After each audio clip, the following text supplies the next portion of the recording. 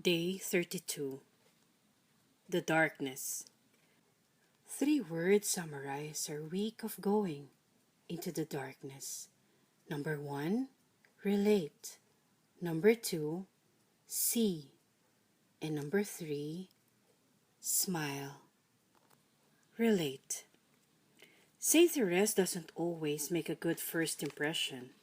In fact, I often heard that when people first meet her in her writings, they think, "I can't relate to her," they say.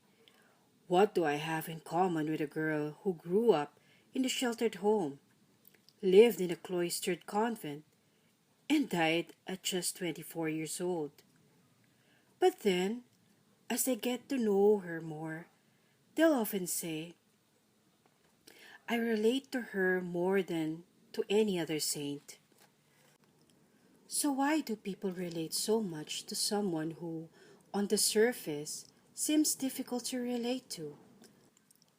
I think it's because, even though she apparently never committed a mortal sin, she was absolutely convinced that, had God not sheltered her from an early age, she would have been a big sinner. And we believe her. We believe her particularly when she tells us that even if she had been a bigger sinner than we are, even if she had committed all the sins that could be committed, I would go, my heart broken with sorrow, and throw myself into Jesus' arms, for I know how much he loves the prodigal child who returns to him. Somehow, we relate to all that, or at least we want to. We relate to Therese because she's real, because she's not a plaster statue high on a pedestal. In fact, we get the sense that she's right down here in the grittiness of ordinary life with the rest of us. Speaking of ordinary life, we can also relate to Therese's ordinariness. During her life, she wasn't famous or well known. Indeed, her time in the convent truly was a hidden life, full of daily darkness we all experience. Yes, she's a great saint, but her standout sanctity is that she did little things with great love. Yes, in the midst of an ordinary, mundane life, she had extraordinary faith, hope, and love that are accessible to us all. As she herself put it, why would this treasure not be yours? Finally, we relate to Therese's double darkness. In other words, like most of us, she not only knew herself to be weak and imperfect, more on that in the next point, but she knew what it was like to live in an age of secularism and doubt. And she knew it not because she actually lived in that world.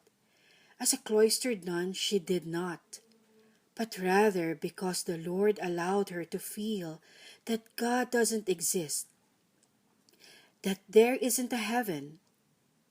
That was her night of faith. Still in the midst of such darkness, she clung to the Lord with faith and hope and love, and encourages us to do the same. C. Therese solves the mystery as to why the great saints see themselves as great sinners.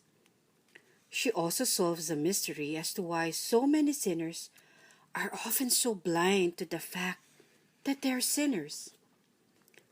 It has to do with the reality of God's love, His burning, passionate, infinite love. Because great saints clearly see this reality. They're not blind to their sins. Because people who don't think they're sinners don't clearly see the reality of God's love. They're blind to their sins. But if they did see the reality of His love, their eyes would be open to their sinfulness. To put it differently, Therese teaches us that when we clearly see the reality of God's passionate love for us, it makes us realize we can't compete. It reveals that when we compare God's infinite love for us with our own pitiful love for Him, our love is really nothing.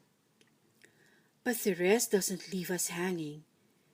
She tells us that God's love for us is so great that He allows us to borrow His own love.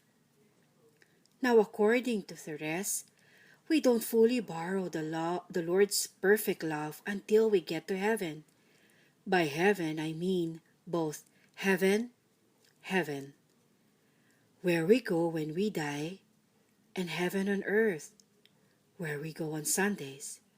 Of course, regarding to that latter heaven, I'm talking about the Mass, which is where we can love God the Father through, with, and in the Son's own perfect love, and even see that love in sacrament.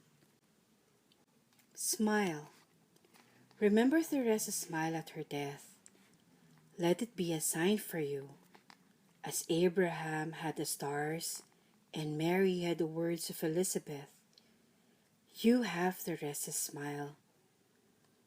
So in times of darkness, when you're tempted to discouragement because of your own weakness, poverty and sin, remember that smile. In times of darkness, when you're tempted to think that God and heaven do not exist, remember that smile. In times of darkness, when you're tempted to think there's no way you can become a saint, remember that smile. And actually, Therese is smiling at you now. With her prayers, she's preparing your heart to accept the gift of the offering, the merciful love. She's telling you not to be afraid. She's saying, I do not regret having offered myself to love, and neither will you. So get ready. The day of your offering is just around the corner. All that rejected mercy will soon be yours. Don't forget to smile. Today's prayer. Spend the day pondering the offering to merciful love as it is summarized in these 3 words: relate, see, and smile.